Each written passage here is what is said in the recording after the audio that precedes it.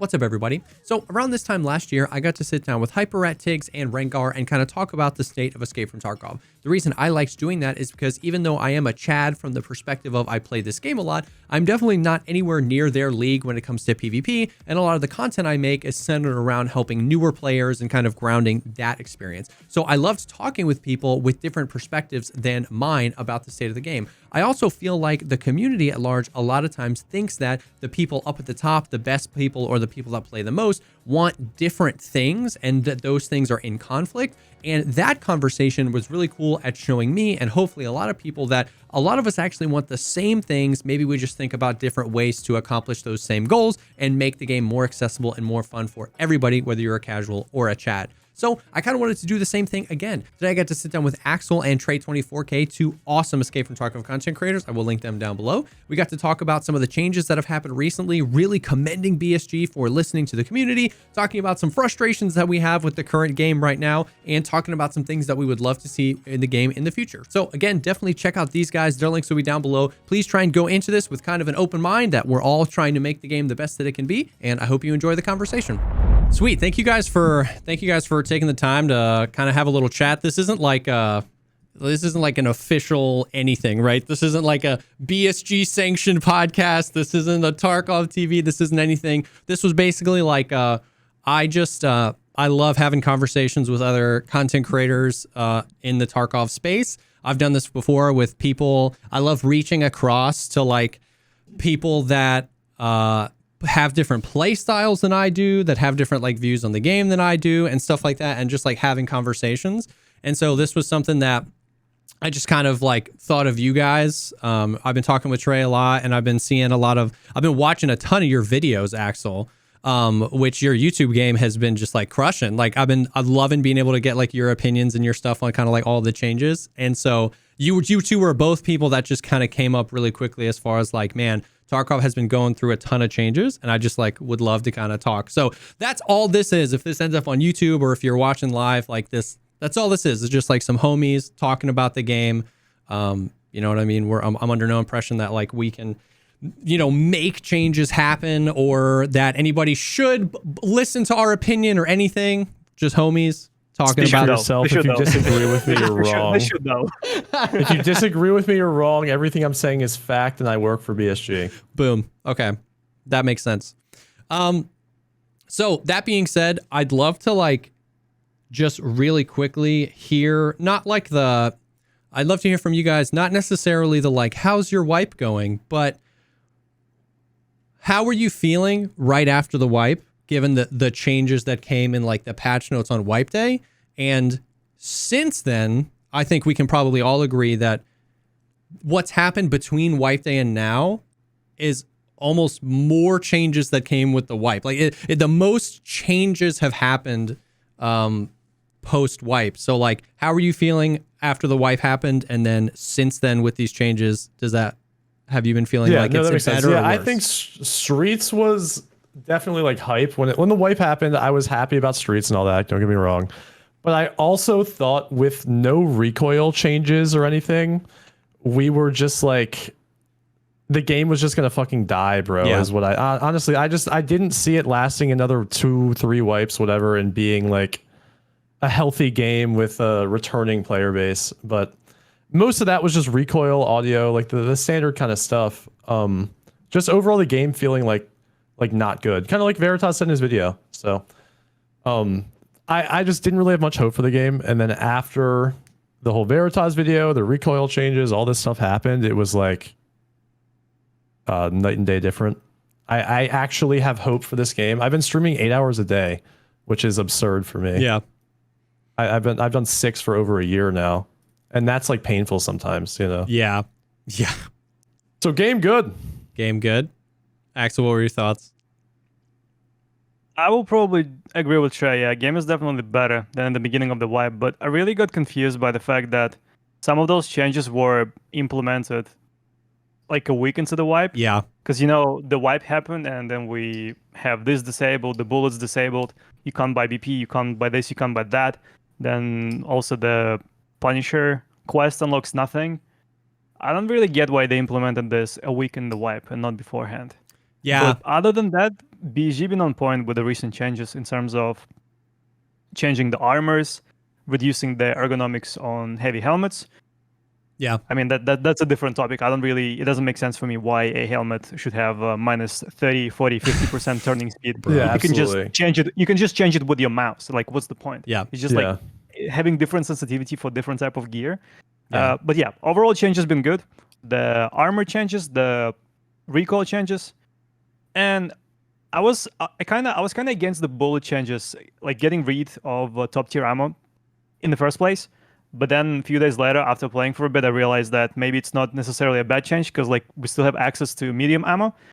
And finally, high tier armor will be more valuable than it used to be and like actually save you. Yeah. Yeah, I definitely agree at that kind of like top level view right after the wipe.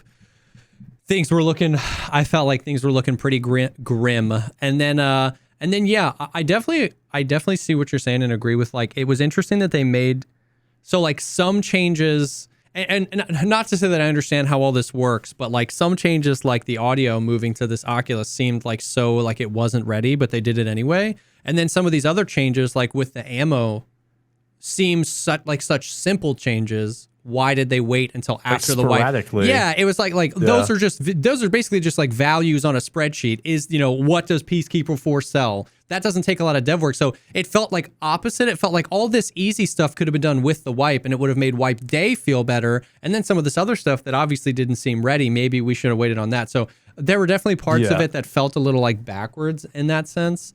No, I would have been happier. So if they wiped on wipe day and they said, we made all these changes to ammo, we made all these, all the things that all the armor changes, all the stamina, all the stuff that they did, I think I would have been more hype about that stuff than I was about any new content, any new gun, any new map, even streets, right? That was like, as somebody that plays the game just like so much, and just all three of us, honestly, that kind of stuff impacts the game way more than any of this other stuff that they're adding or underbarrel grenade launchers, like whatever, you know? Yeah. It's cool, but it's not going to have an impact like the stuff they did. Yeah. No doubt. For sure. Yeah, I agree, because it's got to be the base replayability of the game which you enjoy, which is just shooting any gun whatsoever. Yeah. Is what it seems like. I mean, I really don't die to these, like, so like you do make a good point where like people already had these good ammos and stuff, but as somebody, like, I was sharing an account with Toothy in the beginning of the wipe and we were doing that Kappa speedrun thing. We have since reset that account and all that, so it's not like I'm playing on it currently, but we were arguably the first, if not the first, one of the first people to have all of these good ammos unlocked. Yeah. And within 3 days of that change, we were completely out. Yeah. Like they were just gone. I think it was just a missed opportunity for like sometimes it was a missed opportunity for goodwill. Like that's a currency that we don't talk about a lot, like where just like the goodwill with the community. And I think it was a missed opportunity there because whether it genuinely affected the economy of the game or not, it was like an out. It was an excuse for the people to be like, well, you made these changes, but now all these people already have this. Yeah. You know what I mean? Like, and whether that was true or not, it could have been true. It was feasible enough that people were frustrated about it, as opposed to, like you said, if it had all just happened on wipe day, the whole community would have been like, oh, interesting. The casuals would have been like, oh, the Chads can't get their armor, yay. And probably a lot of the Chads would be like, hey, all right, like TTK might be a little bit longer. That's something we've wanted. But, you know, it kind of came just like a little bit too far around the corner. But I definitely still like the changes. Yeah, 100%. Yeah, I think there is one thing. I think there is one thing which might have made everything so much better. Because, like, I really think BG should have communicated this change. They should have gotten all the bullets, all the stuff ready to patch. And they should have said, like, all right, this stuff wasn't ready for the wipe day. We're really sorry that we're implementing this a week after, but we have to do this for the new economy changes. Yeah. And people will be like, all right, like they planned this originally, fine. Yeah. But instead of that, on day 6, we get no BP bullets for the Punisher quest. Yeah. On day 8, we get less crafts. On day 9, we get more blocks. Like, you know, every single day we just get less and less. Yeah. And people were confused, like, why we're losing all of that stuff. I think a simple communication point would have made a huge pivot for the community direction. Like instead of hating, it would have been more understanding. People would have understood that. Yeah, I agree. Yeah. And if anything, I'm not going to speak for you guys, but I, for one, was like just blinded by how excited I was that they made the changes that I Yeah. just didn't care, because Yeah. I've been asking for stuff like that for over sure. a year now, if not longer. The recoil stuff, it just kind of like happened overnight. I was just happy they did it. So like I Yeah. really didn't care about the short-term consequences of it or whatever. But like as a casual or somebody that hasn't played the game much, I can see you just being like, whoa, whoa, whoa, whoa, whoa, like what's going on here, you know? Yeah. And I agree. And I definitely think that that's worth stating, is that like, at least I have really liked a lot of these changes, and I'm super glad. And I don't want to seem like, you're spitting on the hand that feeds you. Like, I'm glad that they made this. It's a good thing that they're listening, or at least it seems like they're really listening to some of the community concerns and stuff like that. So that's such a good thing. But I do think, yeah, like Axel was saying, the way it's done and the way it's communicated really, and when you think about it, there really wasn't any communication. A lot of this stuff, the only way we know about it is because it's data mined. And it's so weird because like they're so against that. Like they've been pretty publicly like super against the whole like data mining of things.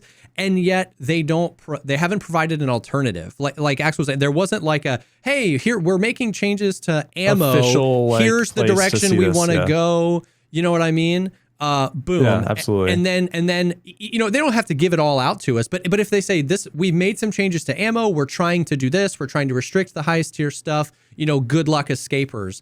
Even that would just like put people in the, kind of put people in the right direction and put people in the right mind frame. But it just ends up it's just a tweet, right? It's a tweet from somebody, this percent, this pen, this damage, this thing. It's all so narrowed down. So I definitely think that, yeah, there's like some communication that could be done there. It's something that like we never really know. And what happens when people don't know is they fill in the blanks, right? When we don't know what their intention is, that we all start to fill in the blanks. Oh, they're and that's how you see like, oh, well, they're just doing that to help the streamers. Oh, they're just doing it to help the casuals. And some chads say, well, oh, they're just doing it to help Timmy's, or all this doing it because we all fill in our own blanks, as opposed to them making a tweet saying like, hey, we're adjusting the ammo. We're trying to restrict the the ability to gain the top level stuff in the game.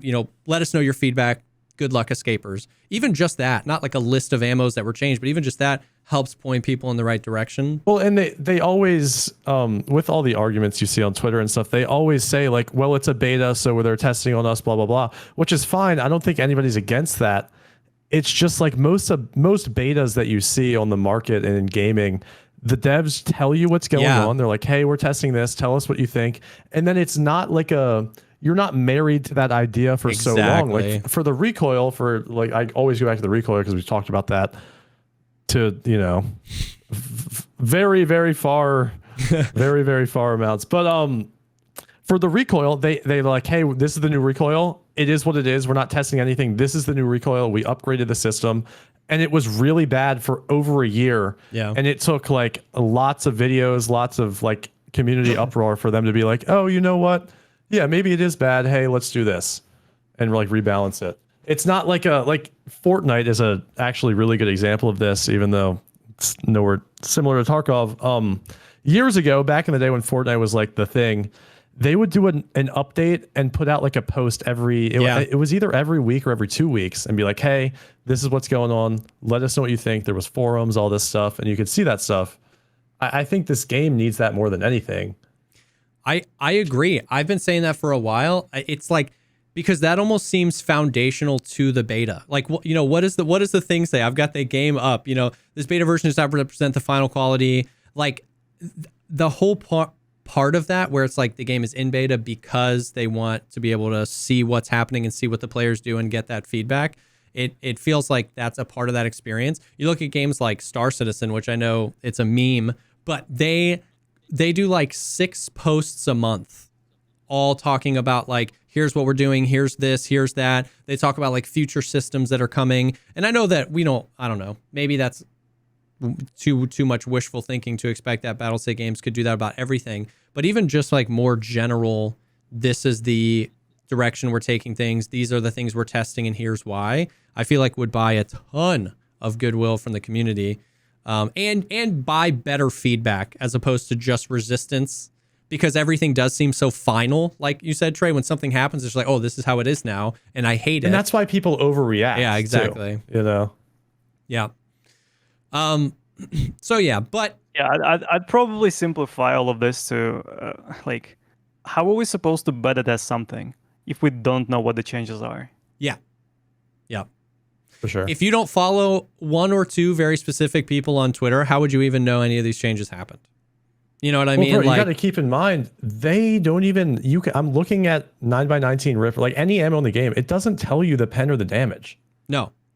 It doesn't even tell you the pen or the damage in the game. You have to go to the wiki or some data miner or something to get that info. Yeah. But what 6,000 hours in the game, I had never heard the term recoil dispersion before 2 weeks ago when they made that change. Yeah, now it's like, you know, this has got the best recoil dispersion. Now everyone's talking about it. But 2 weeks ago, but what's crazy is that when I heard recoil dispersion, it felt validating to me because as a veteran, as someone with thousands of hours in this game, I used to say time and time again in my chat, like, these numbers don't mean anything. Vertical recoil, right? Take a 100%. vector, you know, and everyone's like, well, it's the fire rate. It's like, no, it's not. Take two guns with the identical fire rate and identical vertical recoil and watch them go crazy. Look at the recoil vertically. They'll go to completely different heights.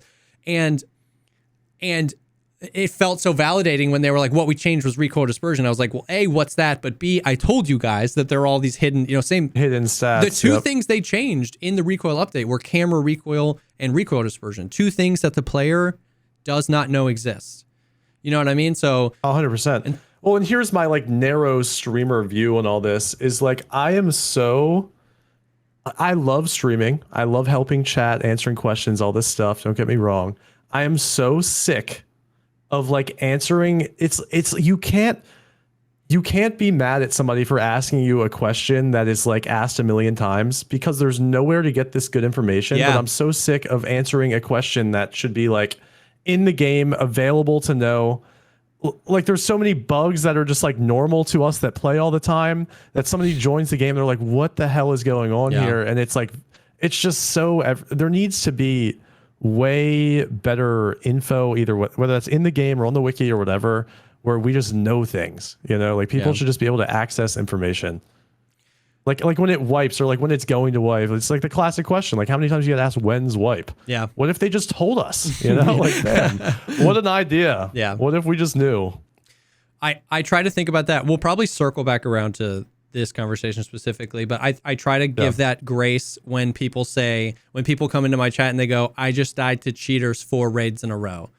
Sometimes I'm like, yeah, right, buddy. But then sometimes I'm like, man, like, what if that guy's just new and experienced 3 or 4 bugs that I know exist? What if he died to a scav? What if he died to a cheater once and an invisible player the next time, and then he got spawn killed the next time because he doesn't know that on reserve, if you spawn and look to your left, you can see a 4-man. You know what I mean? It's like, not to say that there aren't cheaters, and that's what I'm saying. Like, we'll talk about that in a little bit, but I totally get what you're saying there.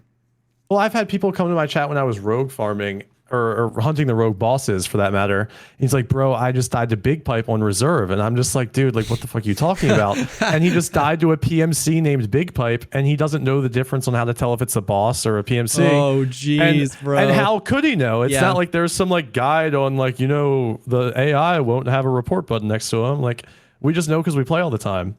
Yeah, that's interesting. Circling back around to some of these changes, I do want to talk about like and get your guys' thoughts on like some of them specifically. So the movement changes and the recoil changes seem pretty universally loved. You know what I mean? Like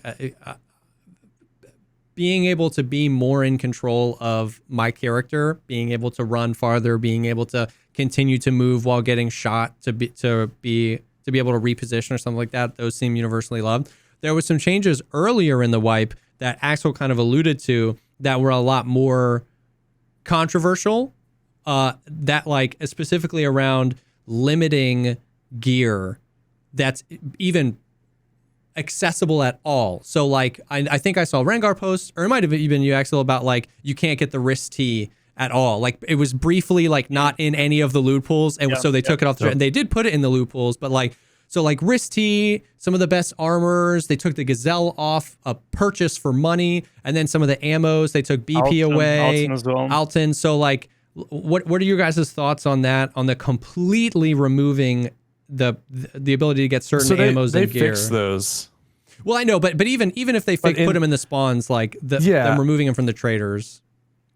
I mean, like, so here's my thing: is we talked about this actually privately when it had just happened, Jesse, because we had talked about that before they ever did it.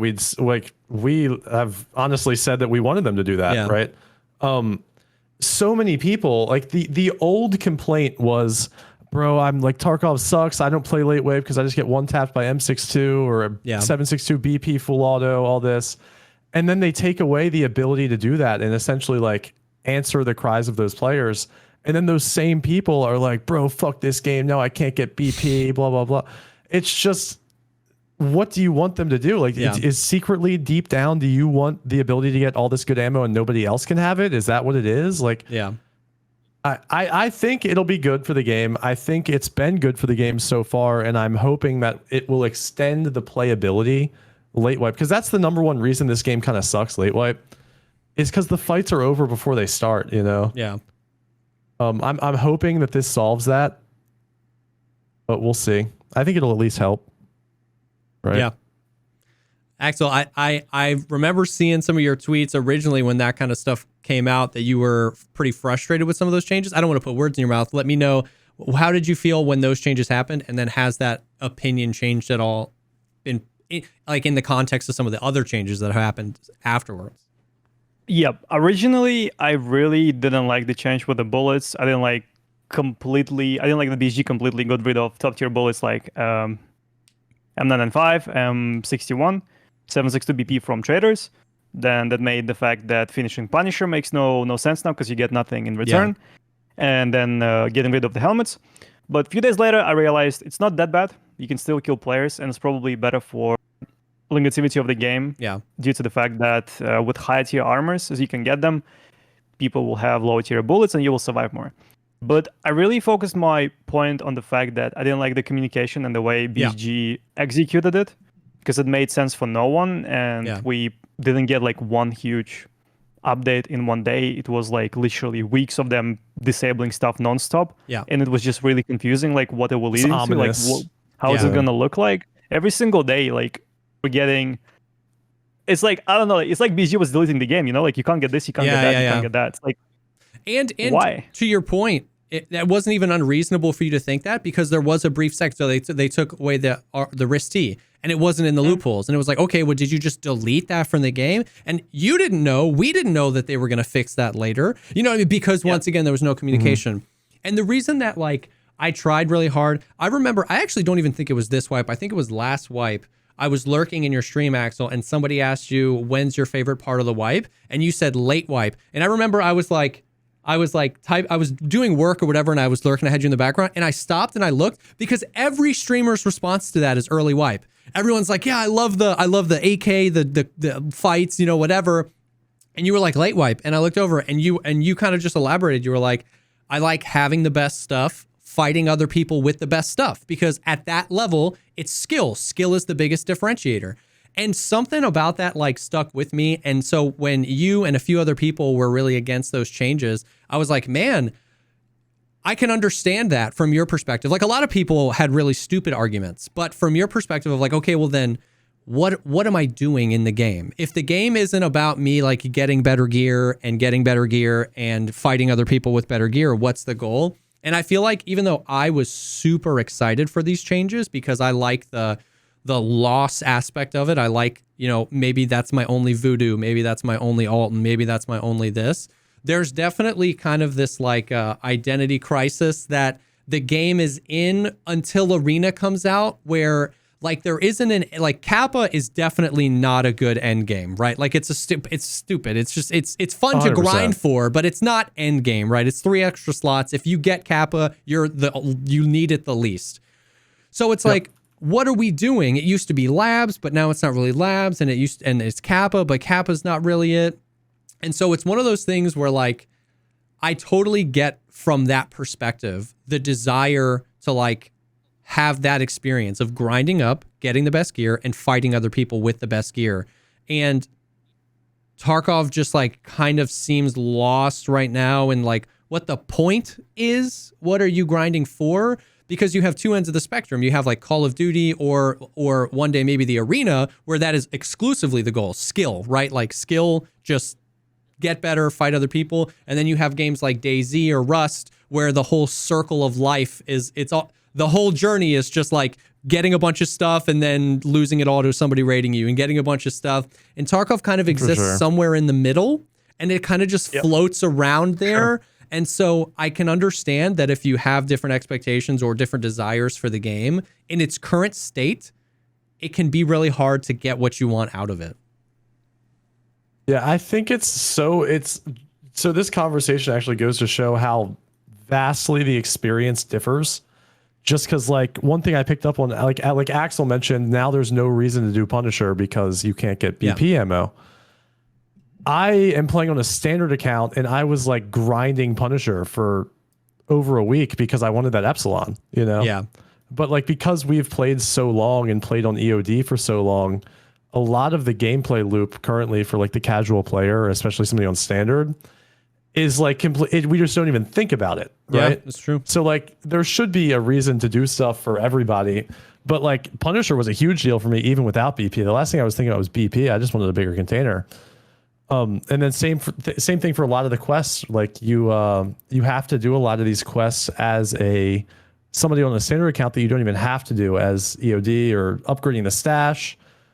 Like upgrading to level 4 stash is 26 million rubles in USD. It's like 200,000 USD crazy. Or some like insane thing. It's like stuff that we like haven't even thought about.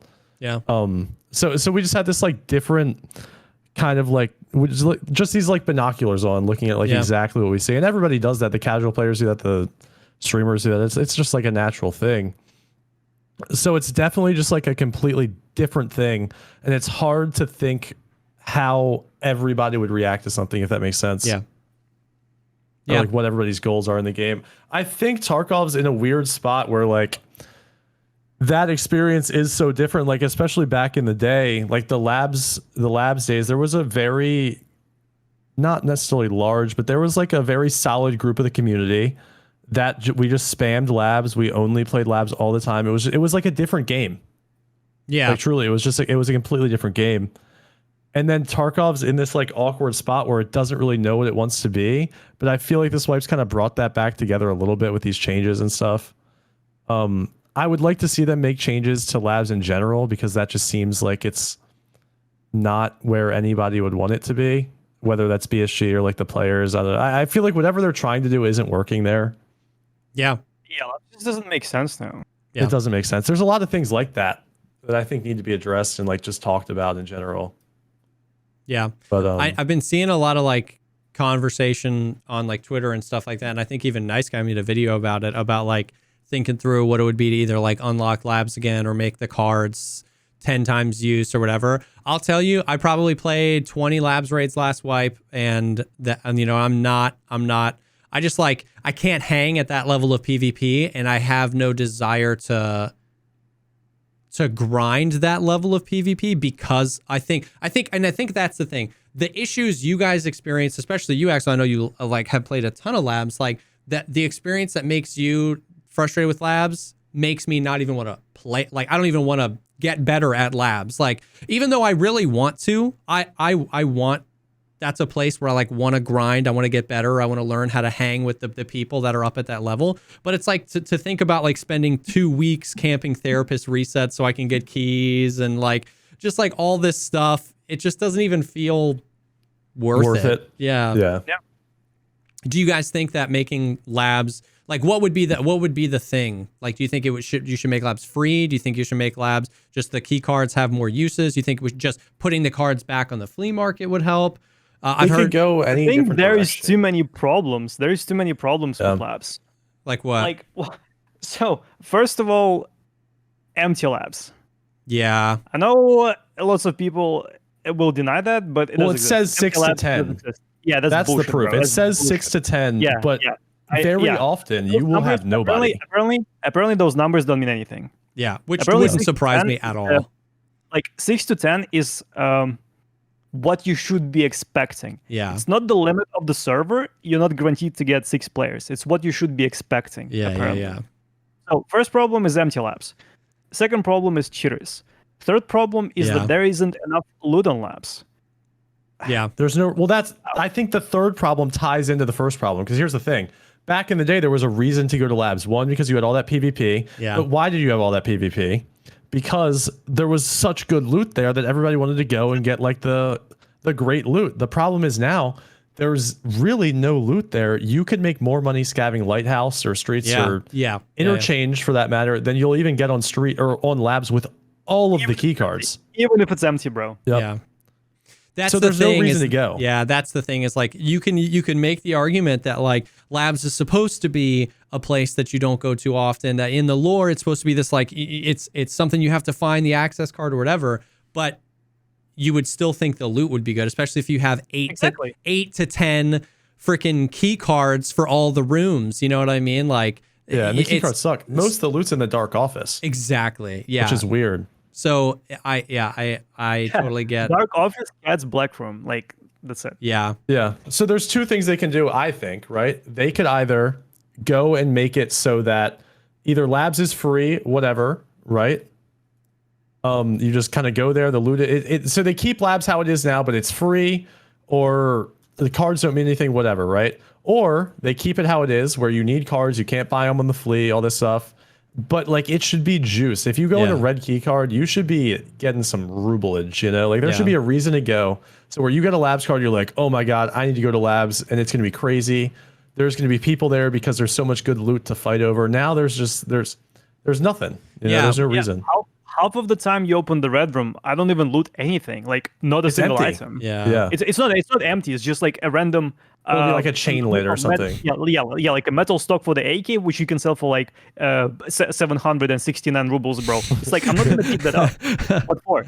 Yeah. It's just like bunch of low tier items which make no sense to pick up. You open the room, you look around, there is nothing. You open the cage, there is like one stim at the bottom. You pick up the stim and you leave. Yeah. And people pay 100 million rubles for that key card on the key. flea. There is absolutely no way you're flex making that money back. At this or point. you could scav onto Lighthouse and pick up that same stim immediately and leave. Yeah. Like if you were to get red key card now for 100 mil, you wouldn't even make the money back in your lifetime. People don't live that long, bro. If you would play Tarkov for the rest of your life, you would not make the money back. It's like, it's that bad. Yep. And once again, it comes down to like the identity crisis thing of it, where I think either versions of labs would be fun. Either it's like our pseudo arena that we have, where it's like it's free labs and it's PvP and you don't have to go there if you don't want to, but if you want to, it's like the Thunderdome. Or go the complete opposite direction, where the cards are rare, they're hard to find, and it is a secret underground lab, but it's omega juice with loot. Oh, like if you go in there with keys and key cards and stuff like that, you should be rewarded for that rarity. You're making money. But what happens is we're exactly in the middle. It's not that hard to get into labs because you can buy the key cards on reset, but there's not really any loot to go get there. And because of that, it's relatively empty. And because it's empty and there is enough loot, the cheaters thrive on there and it's just like, once again, we're kind of in this in between the two versions, and either way could be fun, right? Like I'm not here to say that one way is better than the other, but when we're in the middle, when there's no reason to go, that's just where it feels rough. Either way it would make more sense than what we've got now.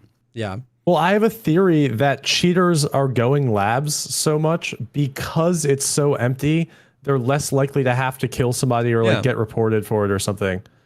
Yeah. Whereas like on another map, there's just obviously gonna be scavs, people, there's just everything, you know? Yeah. And that's the thing. I mean, like it's blowing up in my chat, and like it's if you make labs better, the cheaters are gonna be worse. If you make labs better, the cheaters are gonna be worse. Like I don't know, man. I think like I almost feel like that conversation, like the cheating conversation is so not are there cheaters or whatever, but like it's all worthless, because it's like if you make labs really hard to get to, cheaters are going to go there because they're going to get the loot uncontested. If you make it free to go, cheaters are going to go because it's easy to go. It's just like, dude, I don't know about you guys. I see more cheaters on Night Shoreline. Stop trying to get into the mind of the cheaters. Like I just don't understand it. You guys can play on Russia East. That thing is something else. EU is probably different. Oh, no, I completely agree, Russia Jesse. It's East just is like the worst one. Really, I believe there's it. No winning. Yeah, it's just like that. Yeah. It's one of those things where it's like if anybody is opposed to any change because cheaters X. Maybe this isn't a great blanket statement to make, but it's like, okay, what's the alternative? It's like people complain that there are cheaters right now, and making changes, you're saying that there'd be cheaters. It's like, what do you want? Like, do you want us to not be able to drop more things in raid? Do you want us to be able to like? Here's the proof, though. I don't. There's like the best way to explain it and think about it is, okay, back in the day, what we're explaining, that's how it was, right? There was great loot in key rooms. You could go and open marked room and get a damn weapon case or something. There was great loot everywhere behind keys. Yeah. The cheating problem was bad. Yeah. They then took away the ability to get any good loot pretty much anywhere. Yeah. You can't drop anything in raid. You can't do all. They made all these changes around cheaters, and the cheating problem is still just as bad. Exactly. Yeah.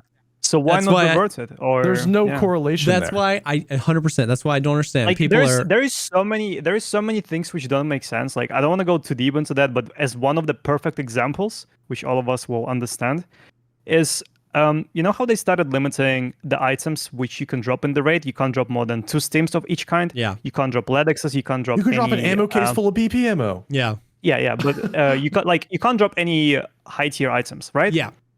So if a cheater loses those Ledexes, right, exits the game, goes back in the raid, he will not be able to drop them to their customer. Yeah.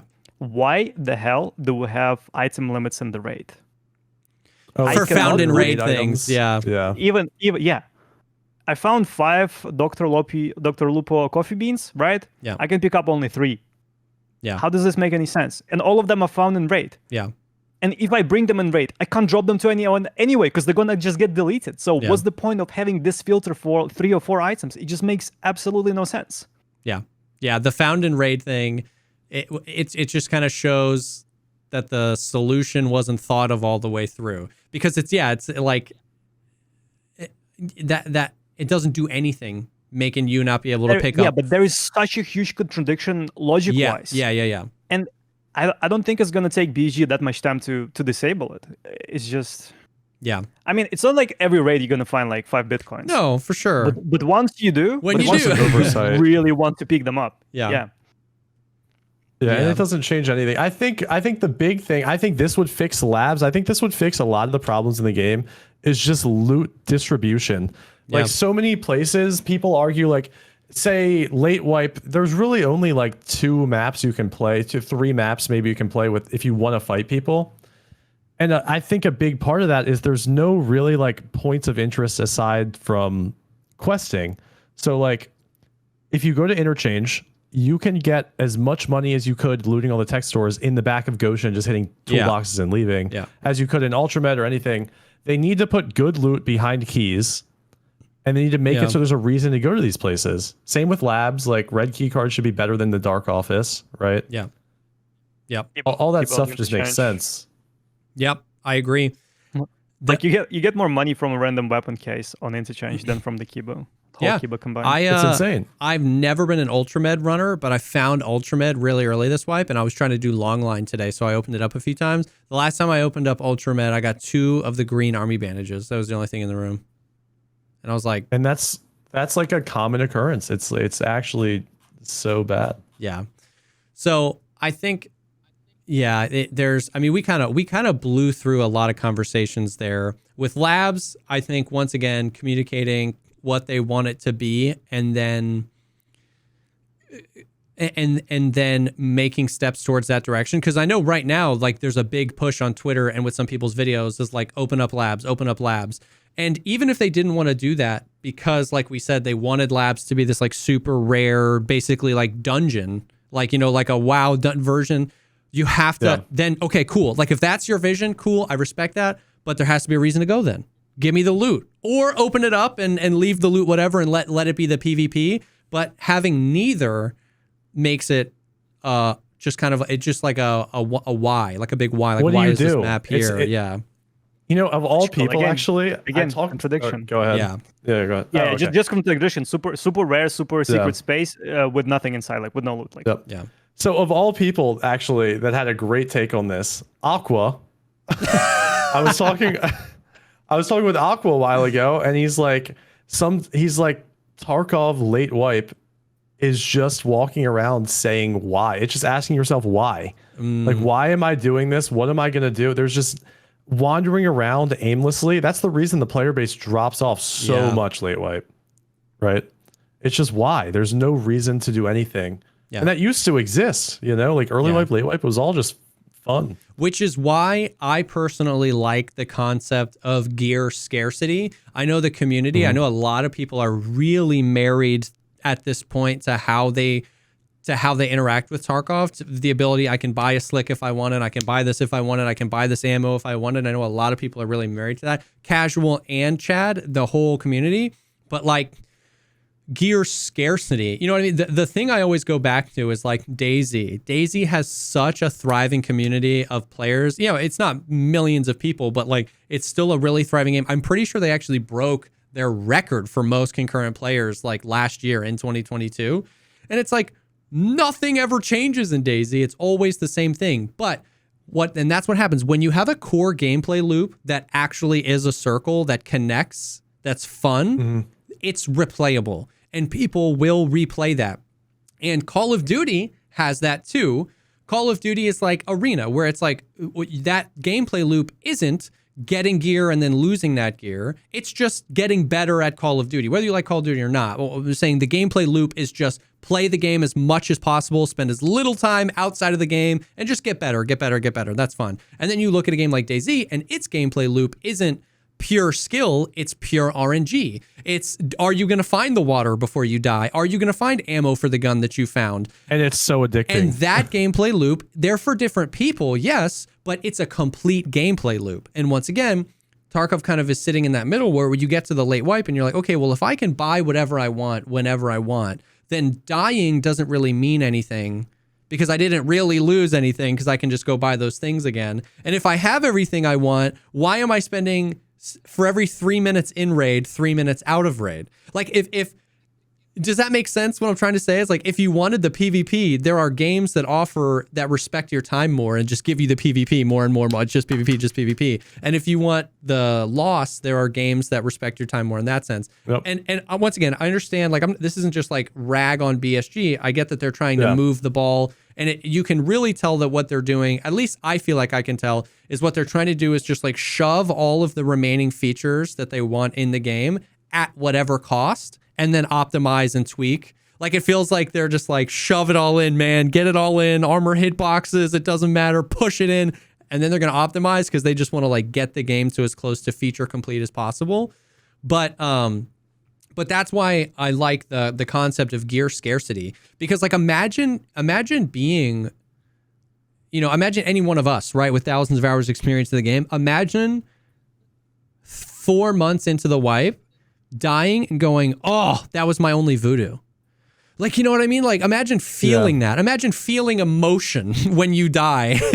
That's not just like, F this game, I couldn't see that person or whatever. Like, bro, I mean, you're talking to the guy that just I don't want to sound deletes his stash toxic. constantly. Yeah, I don't want to sound too toxic or anything, but I think if us 4 months into the wipe are going to be thinking, shit, this was my only voodoo and I lost it, I don't think many people will be playing the game because of how scarce the loot is. Yeah, I think that if you can play only with the PM pistol for a couple of months and then somehow find an M4 and find a super rare suppressor, that's like that probably wasn't a good example. I think that there is a way to balance your point, it. But my point is that the more scarce the loot is going to become, the less people are going to be interested in playing the game, because people don't have 8 to 10 hours a day to play the game. And they still want to get to the whole content. They still want to touch every single mod, build every single gun. So if we lock all of that stuff behind rarity and the gameplay, like we have to play more to find rare items, etc., I don't feel like people will be willing to invest that much time.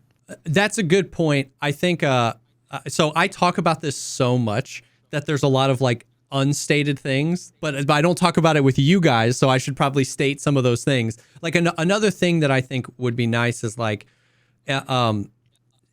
everything can be scarce. Not everything. Like a lot of people can be scarce. A lot of things can be scarce if a lot of things are good.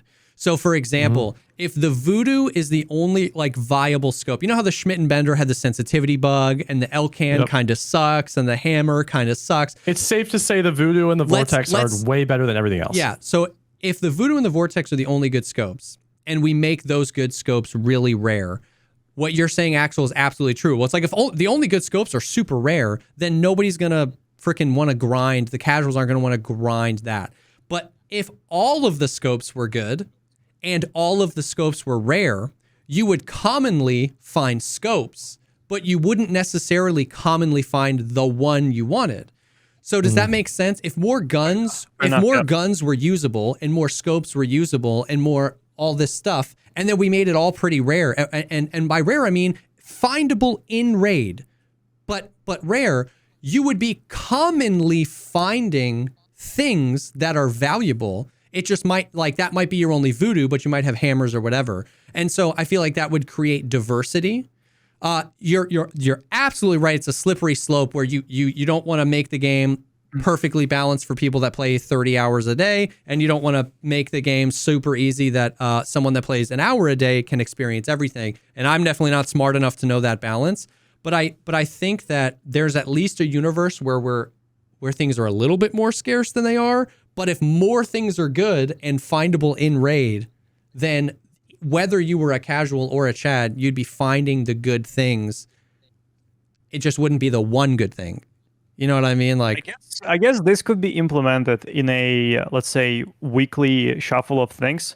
For example, let's say for the next 2 weeks, you can find Voodoo in raid, but not Razor and not the Schmidt scope. Yeah. And the traders don't sell it either. So if you have some scopes stashed, you can use them. Yeah. But you can't get any more of this exact site for the next week or week and a half. And then the shuffles, and it's a different scope, etc. Because like I don't see how else it can work, to be honest. Yeah, I just think they need to make the other stuff usable. It's the so the thing we have with optics right now is the same thing that we had with recoil.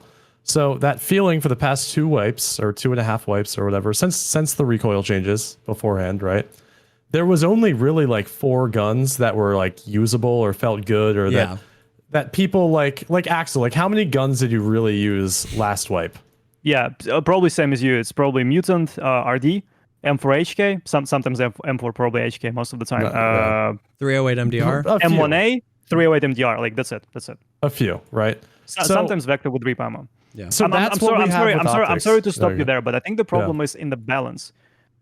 Like, I would really love to talk with BSG about that, but in my opinion, I might be wrong. They might disagree with me. Chat might disagree with me, but from my perspective, if some of the guns are really good, like RD, Mutant. Let's take those two, for example, RD and Mutant.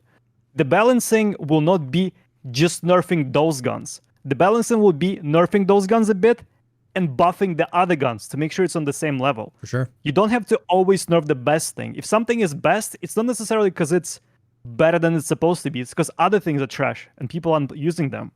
So that's how balancing is supposed to be. You nerf something and you buff something. So far, till the recoil changes this wipe, we've seen only nerfs. When is the last time BSG buffed something before this wipe? For sure. Yeah, 100%. So what I'm saying is, like, the current situation with optics, where we have how many optics in the game? Dozens, tons of optics. There's really only a handful that are viable. Yeah. I would say usable. Like, when's the last time you saw somebody using an RMR in raid? Yeah. Like, never. That doesn't happen. They suck. If they're going to make these things scarce, they need to have it so that the ones that like aren't the best are still fun to use. Yeah. So that way somebody that doesn't find a voodoo or doesn't want to spend 100K on a voodoo or whatever it is on the flea market can still use a site that isn't going to be like useless and feel terrible. Yeah. I agree. Entirely, if that makes sense. I agree. I think like not everything has to go on the scale of like because I always like go back to like the MMO color scale where there's like gray loot, green loot, blue loot, purple loot, and orange loot, and it's like rare, common, legendary. Not everything needs to be on that. Like optics don't need to be on that where there's like 2 really good optics and everything else sucks. There's 1 really good red dot and everything else sucks. And I also don't think it has to be that way with attachments, because I feel like to your point, Axel, I just think attachments should be buffed. Like, I think there should be more than one meta way to build an HK, right? Like, if you're not running long barrel suppressed with the SE5 and the Saker suppressor, the HK sucks. You know what I mean? Like, if you're not, there's like one way to build so many of these guns. It's why back in the day, before the recoil nerf, the M4 was my favorite gun because there were like 5 builds. There was like the LVOAC, and then there was the jailbreak one, and then there was the Mark 10. There were so many different ways you could build it. And so, like, I feel like not everything needs to have that scale of like, this is common, but it's terrible, and this is, you know, super rare, but it's really good. Because I think there are enough of those things. Ammo is one of those things, and armor is one of those things, right? Like class 1 to 6 armor. That makes sense to me. The better armor, the more it's going to protect you. That's fine. Helmets, the better ammo, the better penetration it's going to have. So we don't need to have that stuff when it comes to like scopes and red dots and attachments for the most part. I feel like a lot of that stuff could get buffed. A lot of the scopes could get looked at. And then now we have, you're going to have a variety of gun builds. You're going to have a variety of optics that are used and stuff like that. And to your point, I couldn't agree more with what you were saying, Axel. So many of the guns, so many of the gun balance problems in the game. Yes, we have had guns that were way too good before, but so many of the problems are because there is no alternative. It's not necessarily that this gun is too good. That has happened. We have had guns that were too good, but a lot of times it's because there are no other alternatives. You know what I mean? And so buffing a lot of that, which is why I'm so excited they did a lot of the recoil changes, and why I'm excited that they actually like went back and continued. Like they buffed the SR2 multiple times, and I think it needed that to compete with the MP7. The Scar L was too good, so they buffed it and then they nerfed it, and I was like, okay, that was good, because that was like way too good. So that's been really cool. I think they're in a decent spot right now, the guns at least. Yeah. Like there's still the meta. Trust me, like you're still gonna have people like Rengar is a good example. Like Rengar uses, I give him shit for it. He uses like 3 guns, bro. Yeah. Because they're the best guns, and that's just who he is. And that's fine. Like you can still do that. Yeah. But you can still have a chance to kill somebody with one of the best guns when you have something that's maybe necessarily not the best, right? Like they're close enough now that you still have a chance. Yeah. I agree. For sure. And I think that benefits everybody. If we look on that situation from the mathematics and logic perspective, Tarkov is about surviving. If you have a lot of money, there is literally 0 reason you shouldn't run meta. Yeah. Yes. Because you want to survive and you want to make money. And we want those meta builds to be more diverse. Exactly. We want the meta to feel like, because when you think about it, once again, a really good point Veritas brought up in his video, the cornerstone of his video was, Nikita, do you want Tarkov to feel like the raid series feels? And he was like, yes. Look at the look at the raid series. They're not all running the same armor and gun. If in real life, if there's a meta, if this is just the best gun, then everybody would run it. It's ergonomics in the actual real sense. How does it feel? How tall am I? What do I like? Do I like short or long? What's my engagement distance? What is that? It's what the coolness factor comes from the player choice. So to make the meta more diverse and then allow the player to be his own operator, to be like, well, I like this flashlight, or I like this handguard, or I like this gun. I like my guns more snappy, or you might like it more recoil, or you might like longer barrel because it reduces the MOA. But we don't have that, or at least traditionally, like last wipe and some of the most recent wipes, because it's just like, if you have all the money, just buy the best, and the best is just these really singular builds. I like pushing us in a direction where even if you have infinite money, you're thinking, what do I want to run? Where am I going? You know, am I going woods? Am I going interchange? Am I going this? What do I like? Should I try something new? So I definitely am glad we're moving in that direction for sure. But I think the ammo is the balancer there. The ammo is the common, uncommon, rare, legendary. Yep. You know what I mean? Like that's the 100%. That's the thing that, you know, wins the fights, is the ammo. And so I think the frustrating thing with a lot of the changes is that they seem like half measures, where like very specific ammos get addressed, but other ammos get left out to dry, where it's like, you know what I mean? Like it sometimes it feels like certain things get popular because streamers use them, and then because they're so popular, they get nerfed, even if there's a better ammo out there. You know, like for example, 9mm, right? Like PvP is nerfed, and PvP is a great round, but there are rounds that are that good or better that are still purchasable just for other guns.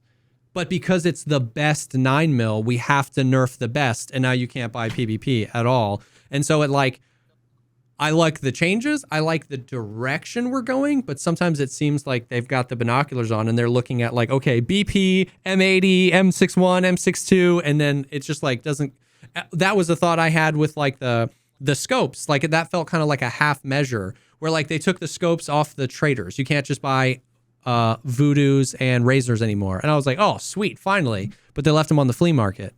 And I was like, oh, well, that just means less people What's can. the point? The rich people get to still use them because they see the value in them, but the casuals don't. You know what I mean? And I was like, wait, what? So sometimes it feels like we're like half steps in the right direction, but we're not quite looking at the whole picture. On the other hand, it provides economy to the flea market, which has been stagnating for the past like 5 wipes. True. If those sites were only found in raid, so no, they won't be purchasable from traders, and you won't be able to trade them from the traders. Yeah. And as I said earlier, with the shuffle economy, let's say for a week, you can find voodoo in the raid, right? And for the next 2 weeks, you can't. Yeah. The price of the voodoo would skyrocket.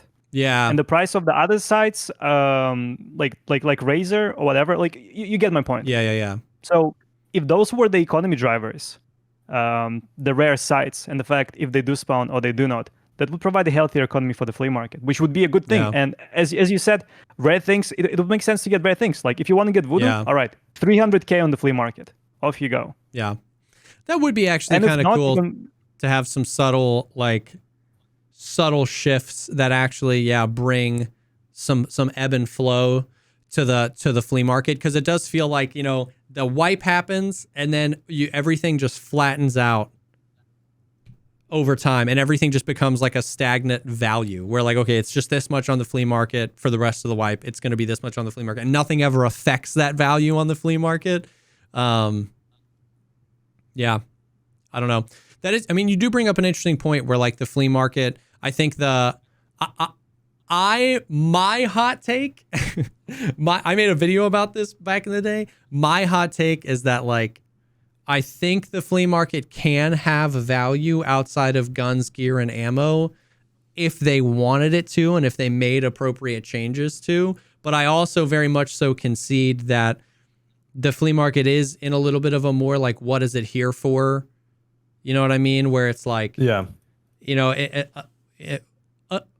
what it ends up being a lot of times is just an extra step. Okay, well, you can't buy this anymore, but you can barter for it, and I can buy the barter items. So it's like, is that really like sick gameplay on the flea? You know what I mean? So it's just an annoyance. I think it is an annoyance, but I think this is the right thing for the flea market economy. If we didn't have the whole barter system, people wouldn't be selling those items on the flea. So it provides at least some sort of economy.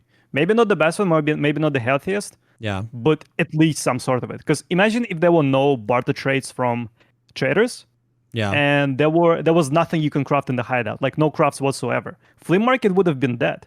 People would be there looking for armor, which you can't buy, good bullets that you can't buy, and people would just buy attachments for guns, nothing else. Yeah. Literally, nothing else. Yeah. So right now, at least some sort of economy. So that's a good thing for the flea. I see what you're saying. It is interesting though, and I think it circles back to the conversation we had where it's just so hard because we don't necessarily know what direction we're going. We don't know what they want it to be. And so it's hard to kind of fill in the blanks and say, well, is it successful at that or isn't it? Obviously. And that just circles back to them not telling us anything. Seriously. Right. Remember when they rolled out the flea market, they said that if you spend a lot of time on the flea market and you sell and buy a lot of things, you will be able to become an in-game trader and have your own shop in the flea market. Where does that go now? I actually do remember they said that. Yeah. The golden offer scams. Remember that when you were able to buy like a VIP offer and people would buy yours instead of the others because yours is high in the rating. Yeah. All the reselling stuff. It was fun. It was a cool economy. Like, people would buy out all the mods from Mechanic and resell them. And then resell them. Yep. Yeah. Yeah, that was fun. I don't think it was the fun in a way of economy. Economy was fun. You could see people buying, selling, all of that stuff. It wasn't the best. Yeah, that's why we got the limits. And then the limits are also fucked though. Yeah. Then we got the limits so people can buy only. Let's say you can buy. You have 2 minutes, bro. Yeah. 4 particular sites. Yeah. From the trader. and resell them on the flea. That was the original reason for limits. Yeah. Right now you can't resell things. So why do we have the limits? So just to limit the everything, like they do the change for the original cause, and then the meaning of the change changes. Yes. So original reason for the limits was to make sure people don't resell on the flea, but right now BSG are going towards the direction that you shouldn't be able to buy like items non-stop. So you use different attachments. Yeah. Like I'm not really on board with this thing. Like you can't implement something and then say, all right, we've done it for this, but it doesn't work anymore, but we're going to keep it for this reason. Yeah. Same as it doesn't make sense for me why we have the overall stock. For example, 500,000 M855A1 bullets. Like you've got the total stock, you've got your personal stock of 90 bullets, but what's the point of the main stock? Right now, people buy those bullets within 10 minutes and it's out of stock for the next 3 hours of the trader, and most of the people can't buy it. But it doesn't make sense because in real life, if the trader sells something and it's out of stock within 10 minutes, the next time he brings the bullets, the price is going to go up. Yeah, or the price he's not going to have more. He's not going to have more. Yeah, like the price will go up. Well, the price doesn't change. Yeah, the price doesn't change and the stock doesn't change. So, like... Yeah, it'd be cool if they instead of changing the stock like that and just making it so, like, here's the thing, you have, and I don't think I'm against the concept of the global stock. Like, if everybody is running whatever Subsonic SX throughout that 2 hour, 3 hour reset period, it should sell out. I agree, but it shouldn't be a 5 minute one. Yeah, make the price more, or that'd be cool if stuff sold out constantly, they upped the price automatically or something, right? I like that a lot. I hadn't thought about that. The only time that was ever implemented in the game was, you remember the trader price and the flea price were linked, and that was abused because people, would sell, and then they would say the value, and then they would flip. But I haven't heard the idea, even though it's so simple, of just, if this sells out in 10 minutes, the price is going to go up 10%. If it sells out in 10 minutes again, it's going to go up another 15%. And it's going to balance if it sends itself. out, and it's going to keep going up until it stops selling out. And then what that's going to do, see, that's so great because that's true dynamism. That's dynamic. Yeah. Because then it pushes the players to other ammos, but it might not push the players to the same other ammo. You might say, well, I'm not going to use 55A1. I'm going to run M80. I might say I'm going to run at subsonic out of an MP7. And then Trey might say, well, I'm going to run 193 out of a P90. Then it cools off. The price comes down a little bit. That could be really cool. And it's separate from the flea market. It's just the trader. But are you saying that would be in addition to, like, everybody would be able to get their 90 bullets? Like, there wouldn't be a global limit and a personal limit? No. Both. Okay. Yep. Well, and they're like definitely married to those two ideas anyways. That would never change. Yeah. Like they would never get rid of one of them.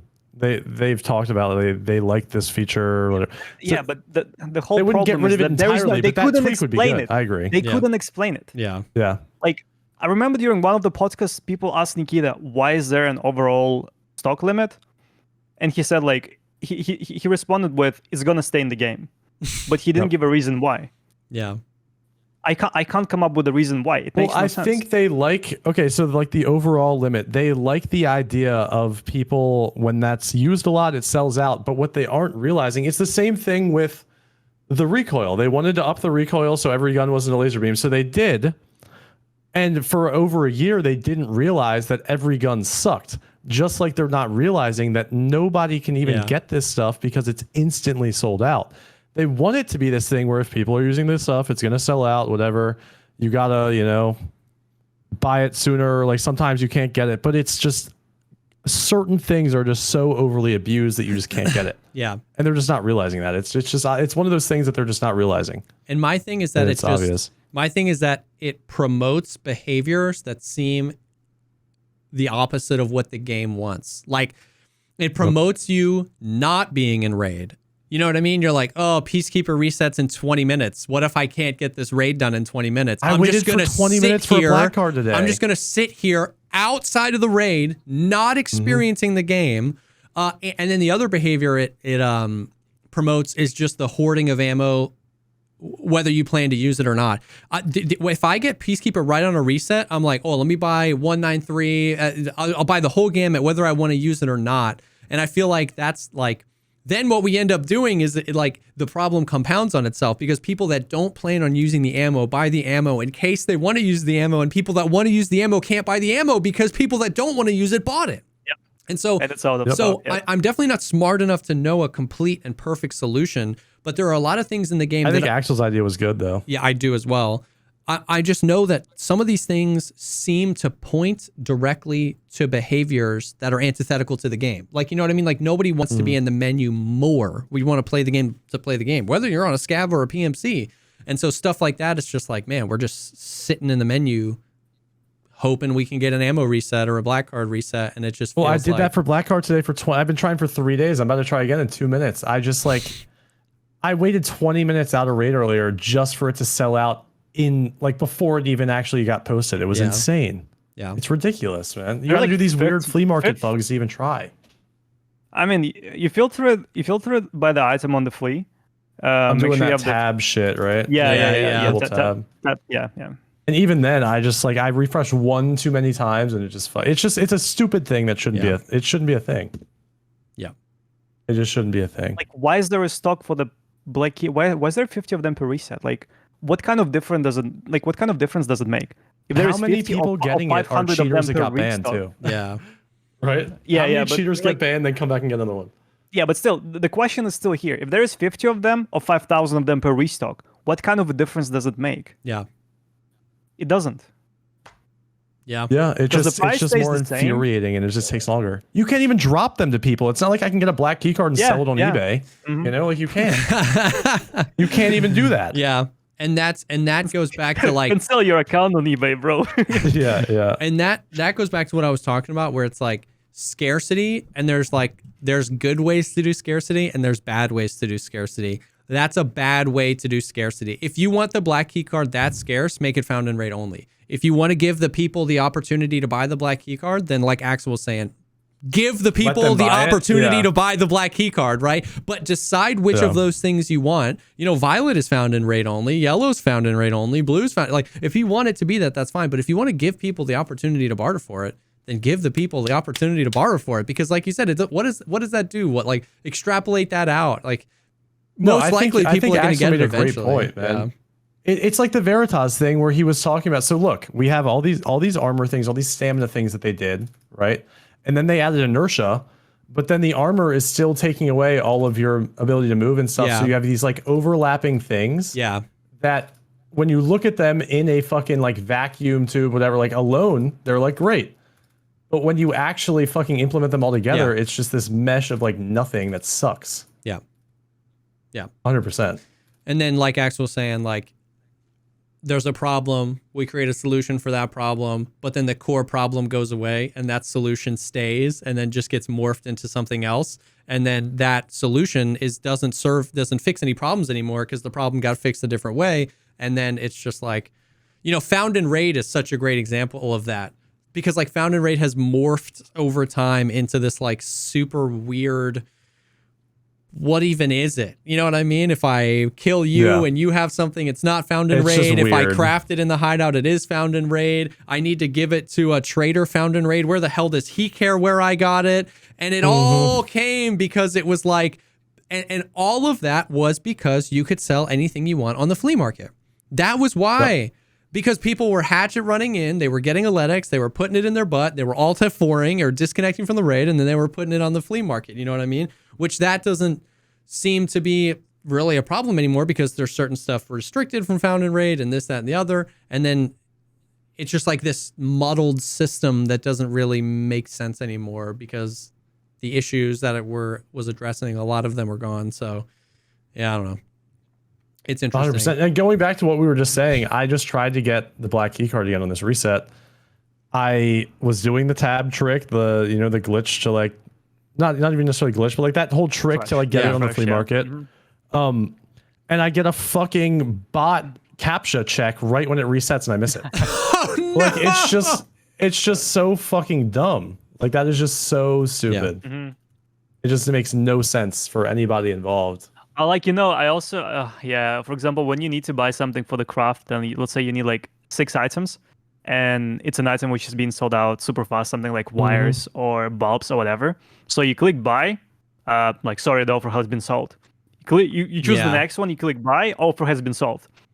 offer has been sold, and then you get captcha. It's like, Yep. bitch, I couldn't even buy it. Why are you giving me captcha? It's like, bro. If it's so suspicious that I need to buy, or that I'm buying 10 things of wires, why the fuck would you give me something where I need to buy 10 things of wires for my hideout? Yeah. Like, why? Yep. If that's so suspicious, why give me a reason to have to do it? It just doesn't make any sense. Which, I mean, we don't have to go down the rabbit hole, but there are so many other like better UI, So many little UI things, ways to do that thing, better ways That to thing sell, Veritas better made ways is to great. buy. Like, why not just place a buy order on the flea market and you set a top limit? I don't want to pay more than 20,000 rubles for Steam, for example. Yeah. Steam market. Yeah, I don't want to spend more than 20,000 rubles on wires, and I need 10 wires. Go, and it just tries to do that for you, and then it sucks up all the wires.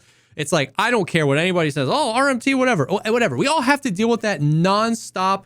It's 500,000 less clicks per second per human being that plays this game. How is that a bad thing? You know what I mean? Like, Yeah. It's better for the server as well, because the whole Yes. process is automated, and the server can take its own time to process that, because we're not stressing it with click, captcha. It's better. Yes. I agree that would be a better thing for the flea, for sure. Yeah. yeah. Mouse life. So ultimately, I know it's so funny because I know all of us get super passionate about this kind of stuff. I know everyone's just going to be like, streamers complain, whatever. I love the conversations. Ultimately, we've said many times, a lot of the changes that they made this wipe have been really good changes. They are just catching more W's than I've seen in a really long time. They made scav guns repairable, which is huge, especially for casual players, actually being able to find guns, repair them, and have them be usable. They made scav spawn with more stuff, more dynamic stuff, with like optics on the guns sometimes, which is cool. They made the ammo changes. I personally love the changes they've made to the heavy armors. Did you see today? They got more buffs. The Zabralo has the Zabralo's 120 badass now. durability now. Long due. Good change. Yeah. So Tank armor would be cool. tons of good changes to movement, to recoil, to accessibility of some items, to a bunch of stuff. And for a while it was like, man, this is so exciting. This is so exciting. And like, to Trey's point, he was like, I'm like, who is holding BSG as a hostage, bro? Like, Yeah. who is in the company now making all those changes? dude. But the thing for me these past few days have been like, it's been really hard to sit in those W's when all of the other, like, because you're still just running into a brick wall in the game, like the audio, the netcode, the desync, the cheaters, the invisibility glitch, and stuff like that. It's just so hard. You know what I mean? It's hard to be excited about movement when you die to a cheater, and then in your next raid you die to a scav that 360 no scopes you from 200 Audio. meters away, and then you die to someone you can't hear, and then you die to the invisibility glitch, and then it's like you could just die 10 times in a row completely out of your control, and people will be like, "Are you excited for the changes?" And you're like, I guess. I don't know. Yeah. Like, yeah, it's fun. Very excited. So, like, awesome. I don't know. But it's definitely better. It's better. sure. It's definitely better having those changes than for than sure. not. Oh yeah, for sure. Yeah. And the beauty of those changes, and the reason we were fighting for those changes, by the way, was because they were all changes that can be done to spreadsheets, right? It's like In 5 seconds. we can all agree that audio is hard. Maybe they should have had it done by now. Maybe they shouldn't have. I'm definitely not the one to decide that, but I can definitely agree that an audio engine for a live service multiplayer game is hard. But the recoil and the movement, that was just like changing values on a spreadsheet, numbers. right? So I'm definitely glad that they did it. But I don't know. These past few days, I feel like I've been on that streak of like one of those things after another. Just like I feel like I've been dying a lot so many Painful, things yep. out of my control that it's hard to like sit in that W for a really long time. Even though I'm love it. The game is infinitely better as a result of all those things, for sure. But yeah, I don't know. No, I agree. Do you think Steam Audio should have stayed for this wipe? I think it's better than what we have now. Yeah. It's yeah. I would say yes. I feel like it didn't seem. The audio didn't seem ready to switch to Oculus Audio. You're right. Like Even for the first iteration. yeah. Once again, I don't know. You know what I mean? So like my fear is always that like a game dev is listening to me and he's like, oh, this ignorant idiot. You know what I mean? But it seems to me if they wanted to get rid of Steam Audio for any reason, that's fine. They picked this engine. Okay, cool. Oculus Audio, that's fine. It just feels to me like the logic. I can't see past the logic of like, hey, I need to change the tires of my car. I got 3 of them on, but I got a doctor's appointment. So I guess 3 is okay. And we just hit the road with 3 tires. It's like you either got to reschedule the doctor's appointment or you got to put the other tires back on because you can't drive down the road with 3 tires. And that's where it felt to me. It was like reschedule the patch or reschedule Oculus Audio. I just don't understand how we got to this spot where they were like, Oculus Audio's in, but it's only going to be good on these 3 maps. And then it's bad everywhere. And I'm just like, it's even bad on those maps. Yeah, that's too, like, you know? and so I'm just like, how I understand it's a big ship that they're steering, but I'm just like, how did we get here? I don't believe personally that anybody could have possibly tested Oculus Audio on any map, for that matter, and thought that it was better than what we had before. And what we had before was already bad in its own respective ways. But there's just no way that I would believe that somebody tested the new audio and was like, okay, cool, let's do it. I just don't. There has to be something broken or like missing that was unintended. Maybe it wasn't testing in terms of it's better than the Steam Audio. Maybe it was testing in terms of it's ready for the first iteration and we're going to get feedback from the players or even and fix that. everything after we roll out. Yeah. But I guess that's what that's what they went with. Yeah. And which is crazy.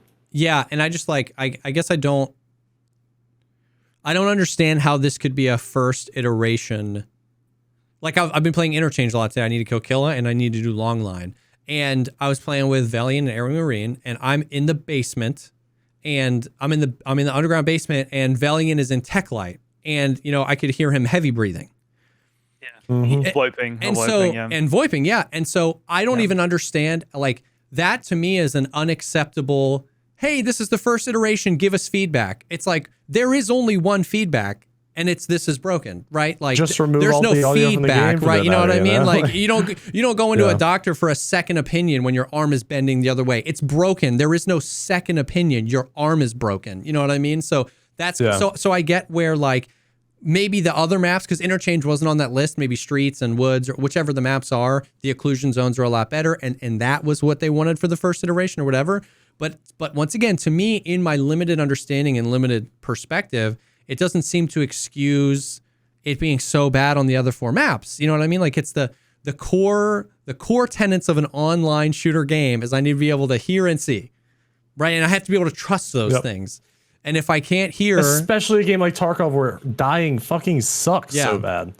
And so I'd be very willing to talk with BSG or Oculus Auto devs and be schooled about why my perspective is limited and I'm ignorant. But with my current perspective, I can't see past that. I can't see past it's just broken. You know, Reserve is another good one. Yeah, and we just can't understand why they went with it. Yeah. Like, and once again, going back to communication would have been great. Any amount of communication afterwards saying like, hey, we understand this is what they did say that they're supposed working to on think? They did post on Twitter that they're working on the Steam, the They're binaural. working on the Oculus Audio and something else, and they're gonna like be releasing those patches with fixes. Yeah. So they did communicate about it. But then they released a patch. Then they released a hotfix where they specifically listed binaural audio, and for all I still can't. Nothing happened. Yeah, I still can't tell the difference. It's still broken. You know what I mean? Yeah, I was expecting them fixing the memory leaks, because like after 3 or 4 raids with binaural, like your frames literally halves. Yeah.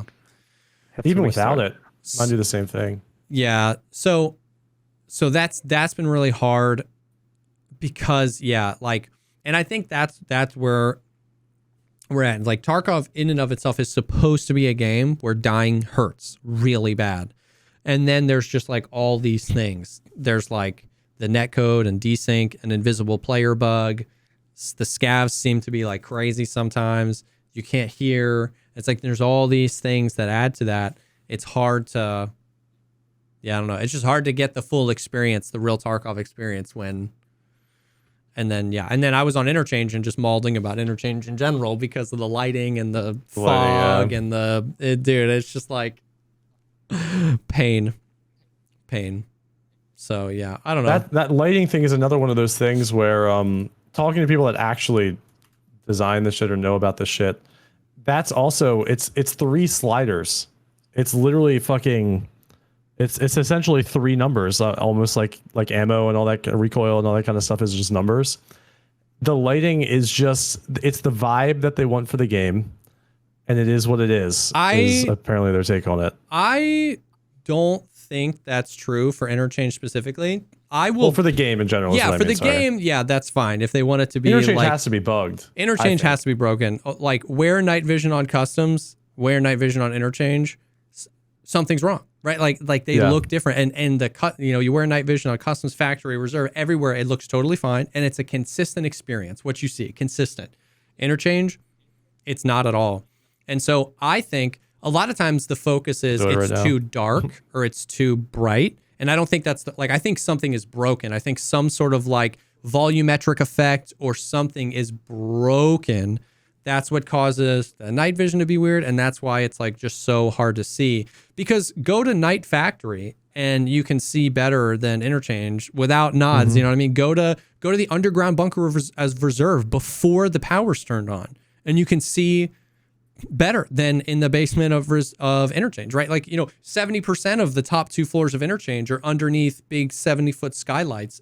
To me, it seems like something is broken. Also, I don't know if you guys have ever done this. Stand at the top of the escalators and just walk down, not looking at anything. As you'll be underneath the skylight. As you walk down, the entire lighting shifts and it gets darker and darker and darker and darker and darker and darker and darker and darker. And it's like some amount of that should happen, whatever, but you're still literally standing directly under a skylight. There's nothing above you. It's super weird. So I think definitely part of it is they want the game to be dark and dingy and post-apocalyptic, but I think something is broken. Something looks off. Yeah. Something is broken on Interchange. I think a good example would be with the rocks on Lighthouse. You know how if you're really far away from the rocks and the shadowy part of it, it doesn't render. Like, it's just one gray texture. Yeah. And if you come close to them, you can actually see super well. Interesting. Like, even if it's on the side of the sun, so the sun should be shining on the, like, it's still so dark. Like, you can't distinguish if it's a rock or just a dark texture. Yeah. Yeah. So, I don't know. Agreed. Yeah, I don't know. I mean, I think that was most of the stuff that I wanted to get your guys' opinions on. Is there anything else that you guys have been just like thinking through, processing in Tarkov a lot recently? I mean, I think it's just all the same stuff, man. I think we're all pretty much on the same page. Audio, cheaters, fucking invisible people, Yeah, for sure. I'm gonna be one of those guys, but for the past 2 weeks, I have not met an invisible player. I haven't. So I've met a shit. Well, you play solo. Yeah, you play solo. Yeah, solo. Okay, exclusively, right? So yeah, that's why. Exclusively solo. I have been saying that too, where like I truly mean this. I can't think of a single time that I died and could confidently say an invisible player killed me. Like, I can't think of a single time. But I play almost exclusively duos, and two to 3 out of every 10 raids, we all load in, and one of us is invisible to the other. It happens a lot. And I don't know how that applies to, like, if Valiant's invisible to me, is he invisible to everybody else, or am I invisible to other people? I don't know.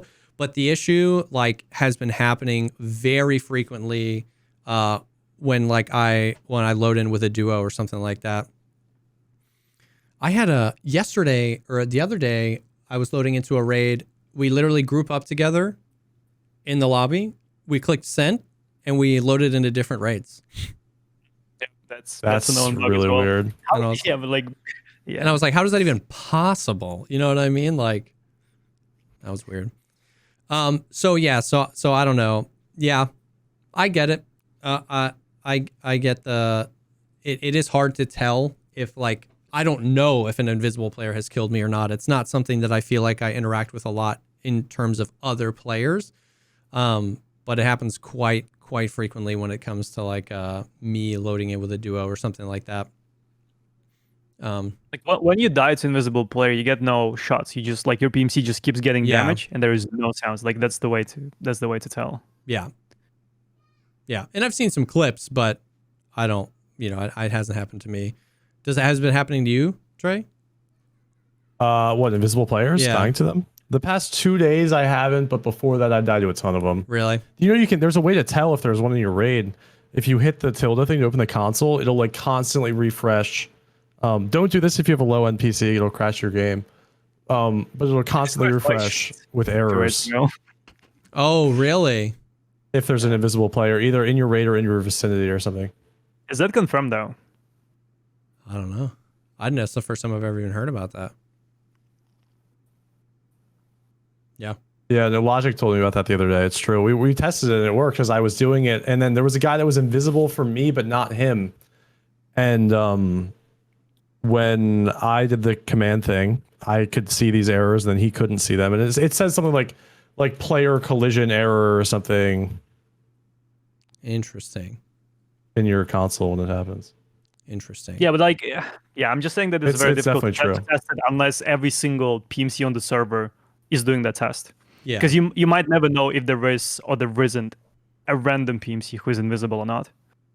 Like, I'm just saying it's difficult to test. No, we've tested it a ton. It's definitely true. I can guarantee it. Okay. I promise. I hadn't even... We've done it a ton. I haven't even heard of that. That's interesting. Just in the past couple of days, yeah. But you said it'll like crash your computer or a lower end. If you have a low end computer on like Streets or something, because it's refreshing so constantly, sometimes it just crashes your game. Yeah.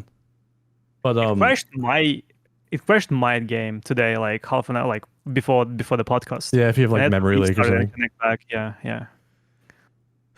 Oh, that's actually a good. We haven't even talked about that. How are your guys' feeling on like Streets in general? I feel like Streets, now that like the rubber banding issues aren't quite as bad, I feel like it's a really cool map, and I actually feel like it's relatively balanced when it comes to loot. There's loot in lots of different places. Some of the keyed rooms actually have really good loot, but there's also decent enough loot if you don't have a key. Like it feels really balanced in that sense. Yeah, no, I think Streets is a good map. It just sucks that most people can't play it. Yeah. Is the only downside. Yeah. But I mean, it's been the same thing. I still think there's still a decent amount of players. It used to be Reserve that you like couldn't run. Yeah. And now Reserve's fine now, and then it was Lighthouse and then now it's Streets.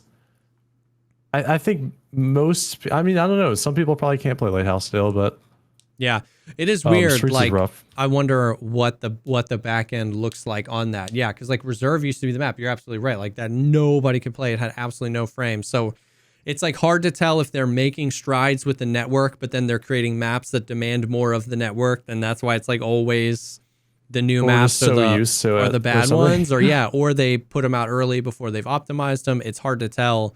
It's still hard to tell. Yeah, just like where.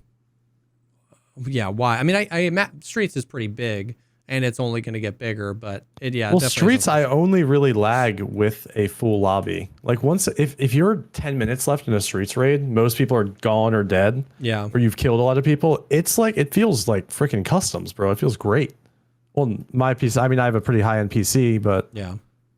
I don't have like top of the line PC. So a lot of it has to do with the amount of things on the map. Is what most people have thought. Yeah, that's the reason why they decreased the amount of rogues on original Lighthouse from 26 to 17 or something. And all of us got like 15, 20 additional frames. It's performance. Yeah. Yep. That's true. Axel, I'd love to hear your thoughts. This is something I've talked with Trey when we were playing. Like, how do you view the whole like player scavs getting in within like less than 2 or 3 minutes after the raid started? So I think originally BSG said that they've done this, aka player scav spawning early to make sure that there is no long queue for scavs. Like if you were trying to scav on Reserve, you had to wait like 20 minutes, 25 or whatever. Yeah. And then I assumed as the wipe progresses, they would lower the number, like player scavs will spawn later on. But yeah, for me, it doesn't make sense. If I spawn in as a player, and I run from I should be able to run from one end of the map to the extraction before the player scavs come in. Yeah. That's my take. Yeah. And them spawning, like, how can I spawn as a PMC on Lighthouse, run towards the rogues component, and there are already player scavs inside looting stuff. Like that it just doesn't make spawn sense in to the me. train station behind. So they spawn 20 feet away before, I'm SJ6ing and I'm running over there and I can't get there before. Yeah.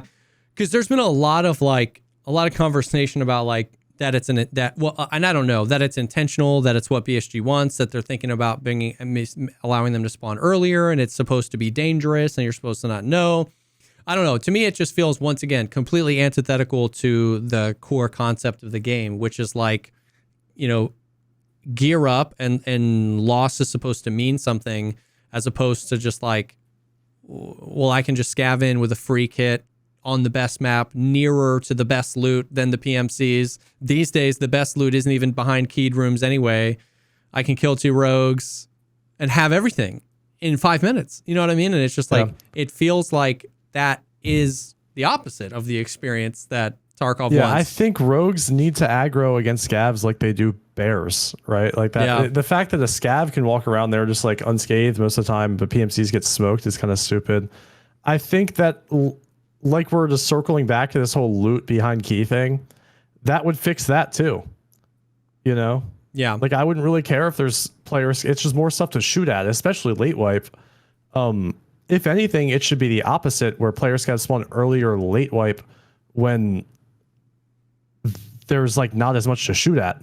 I don't know, like maybe I'm just on the wrong servers or something, but I've tried everything, in late wipe especially. I will just go and just be alone. And like, I'm just like there's nothing to shoot at. I would love to shoot player scavs late wipe. Yeah. I would love to. I think they just need to put loot behind doors, and then there being player scavs everywhere isn't a huge deal. It's like, what loot are they stealing? The junk. That's what it should be. Yeah. It's just junk where there's not like locked behind a door or something. What would your thoughts would be about, just theoretically, let's say player scavs spawn the same time as PMCs, but in the middle of the map, if the loot is locked behind doors, the primary loot? Yeah, well, I've always said this. I think player scav versus, you probably don't play any scav, do you, Axel? I do, but only on interchange. Okay, so I think player scav versus PMC and PMC versus player scav PvP is like the best PvP in the game. It's so much fun when you have like a gang of scavs like trying to smoke a PMC, or you're playing COD zombies fighting all the scavs. It's a lot of fun. It's super fun. When I spawn in and I do these scav gangs where we go streets and we try to like hunt down PMCs and stuff, when we spawn in, even with 38 minutes left in a 50-minute raid, 12 minutes into the raid, we can't even find anybody, bro. They're all gone. Like, it's rare to find a PMC with 38, 35 minutes left in the raid, 10, 15 minutes in. When player scavs spawn in late, player scabbing goes from this, like, actually playing the game and fighting PMCs and doing all this stuff, and it turns into just pressing F. Like, people go in on their Zoom calls for work. They don't fight anybody. They don't care about anything. They just literally press F and go to the extract and get rubles, right? Yeah. I feel like the game is better when scavs are fighting PMCs. So if the loot was behind doors, I think a lot of people would be more comfortable with player scavs spawning earlier and that being the norm. But when they can spawn in next to you, or they can spawn in the middle of the map where the best loot is, grab it and leave before you're even there, that's the problem. Here's the thing, though. In my opinion, the game is too static. The game is too static for that to happen. If you spawn all the player scavs in the middle of the map, they would say, where's the closest PMC spawn to me? And then they would just prone lean near that spawn and wait for you to come in. I don't think it should be at the same exact time. No, I know, but I'm saying to me, let's shift the conversation around like it's one of my biggest gripes with the game is the spawns. I'm not saying that there's a other way to do it, an easy way to do it right now, but like the Cycle Frontier versus Escape from Tarkov. Holy cow, the Cycle Frontier, chef's kiss on how that whole thing happens. You never know how close you are to another PMC. You never know how early, if somebody's going to be extracting near you or not. And in Tarkov, on maps like Reserve, it's like spawn, look left, voodoo scope, boom, dead. That guy's dead. Sucks to be him. Haha. You know what I mean? Like it's too static. And because of that, like what you were saying, Trey, late raid, all the PMCs are gone, and there's no PMCs. There's no conflict. There's no PMCs. There's no conflict, right? My perspective is let's look at that from the other angle. Instead of pushing player scavs earlier, let's give PMCs a reason to stay longer. Let's give them a reason to be in a raid more than 4 minutes. You know what I mean? Like, especially now with the weight system, you run in, you kill a guy, you take his loot, you're too heavy. If you don't have a quest, you're like, see ya. You know what I mean? Unless you're you guys who are just like addicted to the PvP and really good at it, and you'll stay. You guys get to a point where, yeah, it's not about loot, it's about PvP. So you're going to stay and you're going to fight and you're going to try and fight everybody. But to most people, it's like, oh, well, I'm 39, 47 kilos. I have this guy's gear. Yeah, they shouldn't be making the game around people like us. So I'm going to leave 2 or 3 minutes into a raid. Like, I had an idea. This might be a terrible idea, but if all the boss spawns were 100%, but not at the beginning of the raid, like, that'd be kind of crazy. You know what I mean? Like, what if it was only what if it was only 15%? You know? What if it was maybe or like 90 or 80 or 70? But what if it was a 15% chance to spawn at the beginning of the raid, but he was going to spawn eventually, and it might be 2 minutes. So every raid you're making that call on like, I'm going to leave. You know what I mean? I've already checked these things, but it might be 20 minutes into a raid. It might be 15 minutes into a raid. Stuff like that gives the player like a reason to like exist. And I know from a server perspective, I think that's a great point. Yeah. From a server perspective, that's the opposite of what they want. They need to be able to close servers early so they can open up more. So I get that. But from a gameplay perspective, now you're introducing a reason to have conflict later. You're introducing a reason to loot more things than just the high tier stuff where you're like, well, I'm going to hang out here for Killa. Let's go loot the filing cabinets. Let's go loot the jackets. And then, oh, there he is. I heard Killa. That to me fixes 4 problems and creates so much more of a dynamic experience in raid. So yeah, I don't know. I feel like we can come at it from that perspective where things just end up being a little bit too static. The other, even if it was like 50-50, I think that would be fine. Yeah, 100 might be too much. 100 might be too much. Maybe let's say 50. There is a 50% chance Vishal is gonna spawn in the raid at some point. Yeah, before the last spawn before 10 minutes. 15% that he spawns right at second one, just like he does now. But it's a 50% chance he'll spawn eventually. Even that would be, it would make questing, because it touches everything. It would make questing more fun because like you could probably find him quicker, but it wouldn't, you know, you always think of the old Killa farm. It was like SJ6 Keter run in. If he only spawns one place, he's not there. We go no bag. That doesn't feel like Escape from Tarkov. That doesn't feel like a video, you know what I mean? Like an engaging gameplay loop. So it makes questing better without making the raids You would suck. Unintentionally have so much PvP if they did that too. Like it would just, because whether right that's now, player scavs or PMCs or whatever. You spawn, you check an area, you kill a guy, and for the most part, you're like, nobody else is going to be here. So I moved, I killed the 2 guys in dorms, now I go to Fortress. But you might kill 2 guys, in dorms, then go to Fortress, then hear shots dorms. Because Rashala spawned and he's killing players. And I'm going to go back. I'm going to go back and engage with a part of the map that I wasn't, that I was done with. It just feels like that would create a dynamic experience. Yeah. And the other side, like you said, farming I have a small doesn't addition feel, to your. Sorry, I have a small addition to your design. It should be map related as well. For example, at this time, only customs where Rishala might spawn with a 50% chance before the raid. So lots of people are going to play on customs. That's going to increase the PvP and overall vibe on customs. And then after some time, it's going to be like swapped. the rogue bosses or something. Like how they kind of move around. Like boosted spawn chance in this time period or something. Yeah.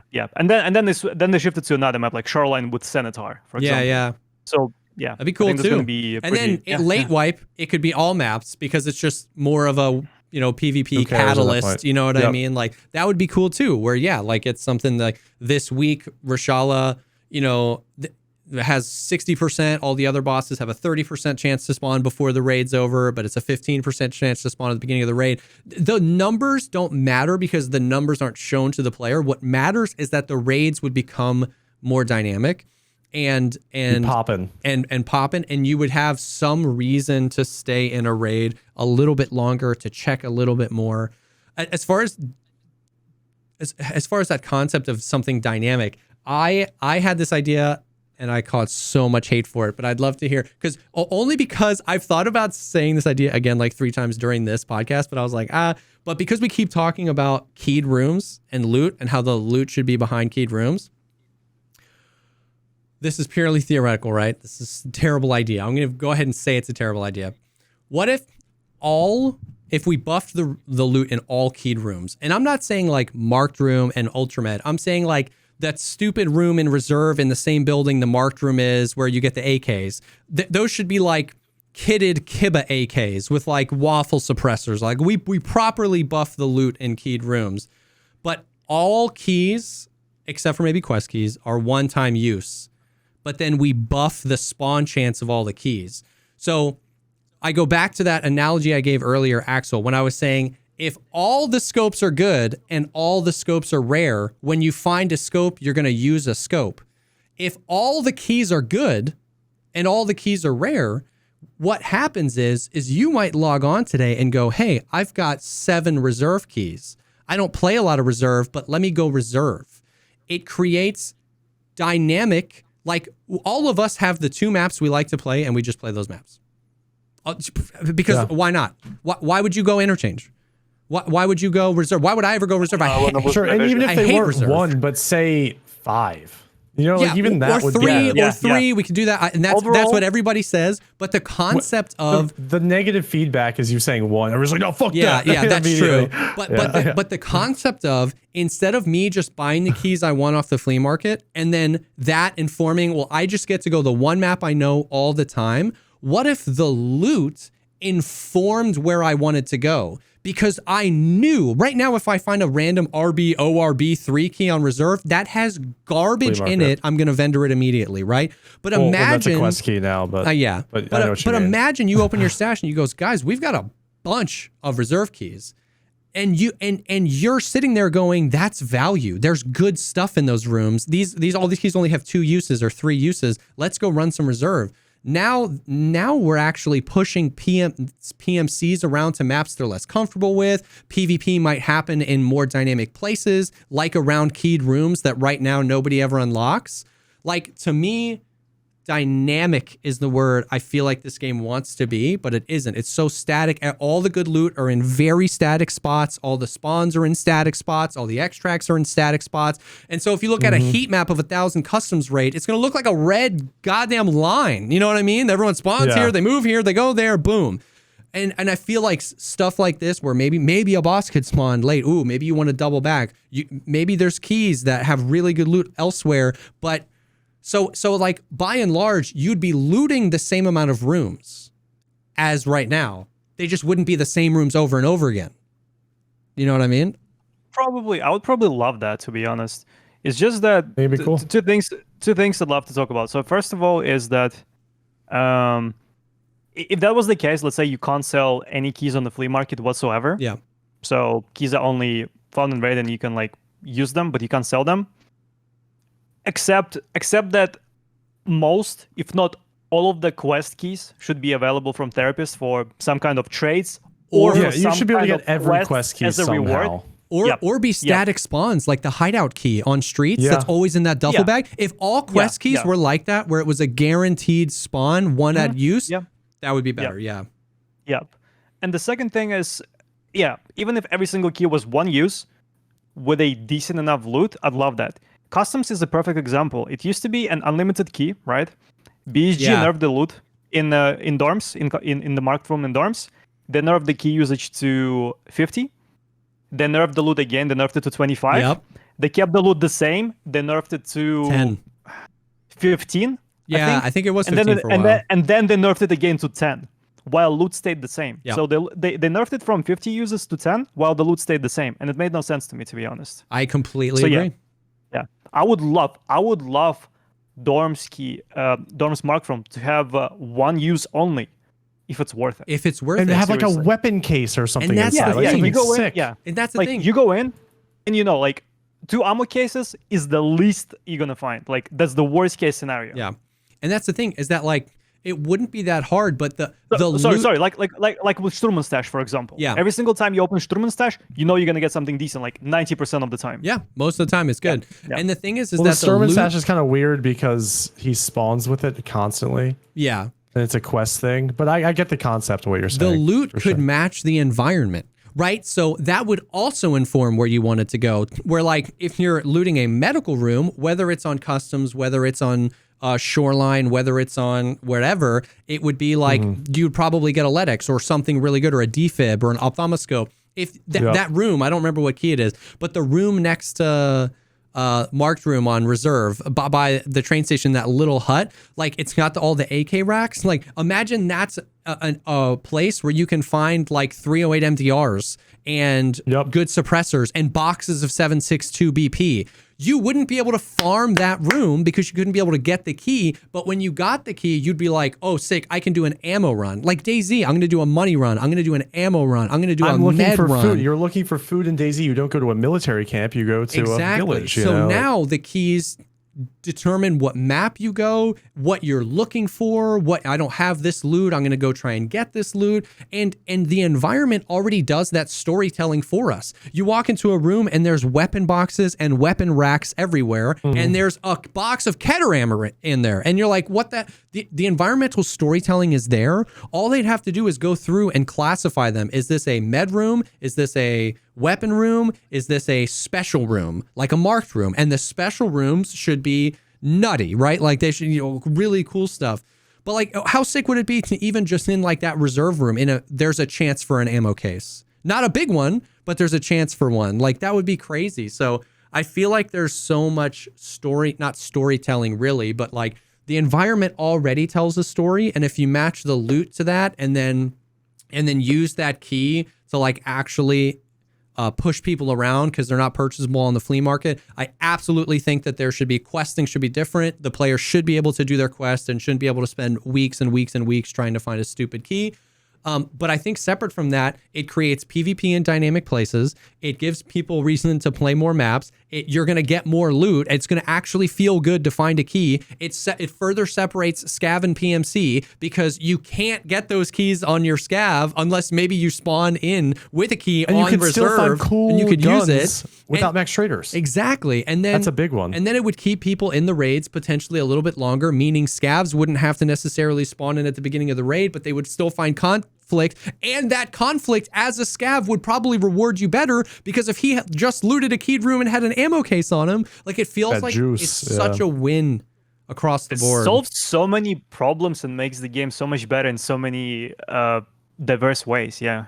Especially the whole exploration stuff that players will go to different floors, different rooms, and try to loot everything they can. Yeah. And then the thing is this is something that I actually feel like super duper benefits casual players. How many times do you think casual players loot Ultramed, loot Dorm's marked room? I played the entire last wipe. I played 1,400 raids last wipe. I did not find a single Dorm's marked key.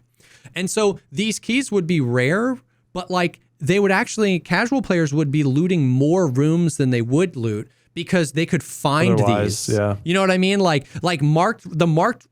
the math would check out that, like, let's say a marked room key spawns 1 in a million duffel bags right now. It has 10 uses. So if it has 1 use, you could literally 10 times the spawn chance.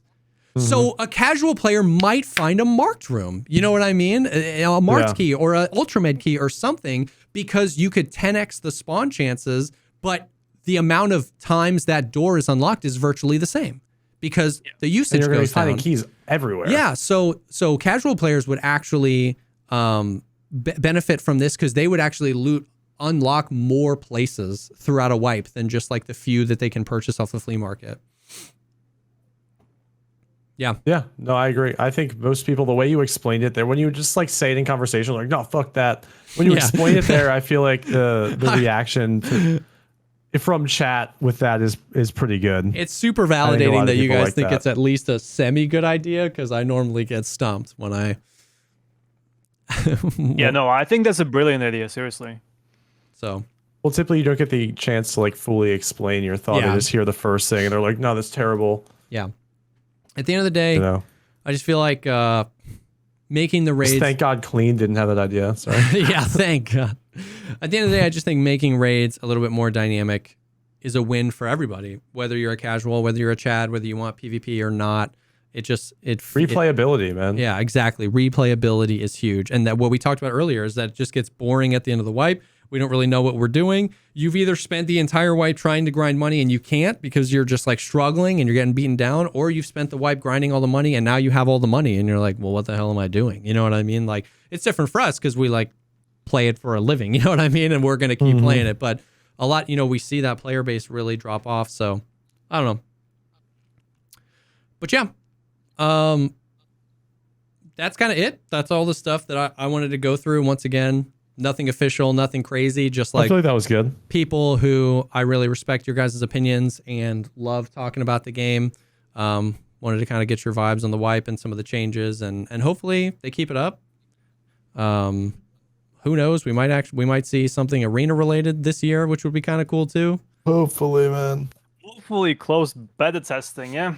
Yeah. Even just something. Show us something. Hopefully. But yeah, so I think that's it. I mean, I don't really have like an outro or anything, but like if you're from my chat, obviously this is Trey24K and Axel. We have shout outs. You guys are awesome. Thanks for hanging. And yeah, we'll talk soon. That was fun.